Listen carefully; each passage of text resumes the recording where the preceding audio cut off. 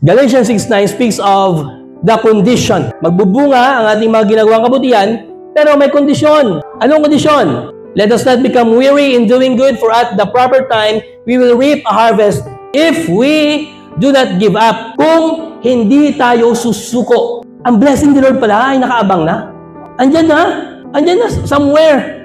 Sa lifetime na ito, andyan na yung pagpapala ni Lord, nakaabang na, naghihintay na sa'yo. May mga bagay lang na tinuturo ang Lord sa atin, gaya ng sabi ko, inihanda ka niya. Bagong makuha yun, bago niya ibigay yun, bago i-unleash yun sa'yo. Inihanda ka muna niya, pero andyan na pala. Huwag ka lang sumuko. At maraming mga tao, sa una, masaya, naglilingkod kay Lord.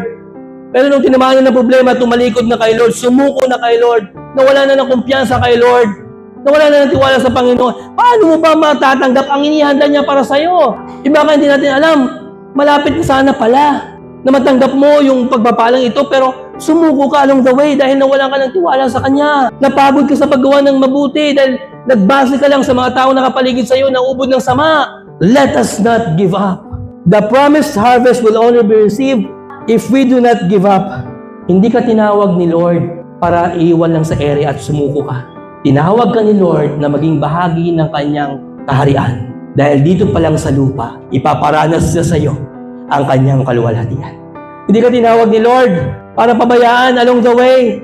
God has a purpose for calling you, and whatever situation you are into right now, as we look at it, maybe accidental, Lord, na nandito ako, Panginoon, parang hindi tugma na nandito ako sa kalagayan. But you see, we cannot really read the mind of God because His ways are higher than our ways. His thoughts are higher than our thoughts. But you see, God, He knows what He is doing for His people, and He will not allow anything or something that is not part of His will and purpose for our lives. Kaya magtiwala tayo, huwag natin siya susukuan. Huwag natin susukuan ng Panginoon. Dahil kailanman ang Panginoon ay hindi titigil kung tayo ay patuloy na makikipagniig sa Kanya.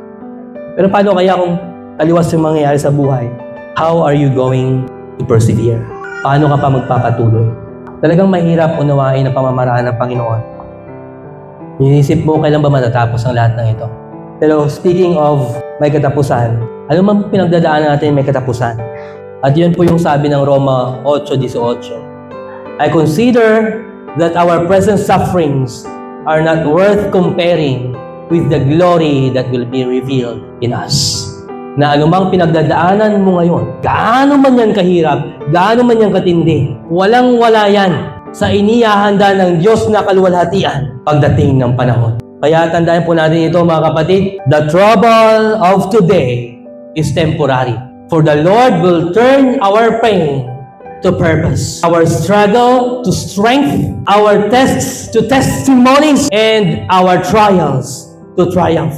Let us hold on to this truth, mga kapatid. Ang Panginoon, mayroon siyang nilalayon. Mahirap man unawain sa ngayon, but let us remain faithful. Let us persevere. Let us hold on. Kasi hindi mo makikita kung paano ka iahon ng Diyos mula sa iyong pagkabagsak hanggang sa iyong pagangat kung ikaw ay tatalikod at lalayo sa Kanya. It is only by staying and remaining faithful, persevering in the Lord, that you can see how far He can lead you from that brokenness to that wholeness, from that nothingness to the fullness of His love and mercy and peace and blessings beyond limits. Only if we persevere and we never give up. That's the God that we serve. Greater than whatever great problems we could ever think of. Let us settle in this truth. May katapusan ang mga paghihirap sa mundo, pero walang hanggan ang kaluwalhatian ng Diyos na inihanda para sa akin at sa iyo.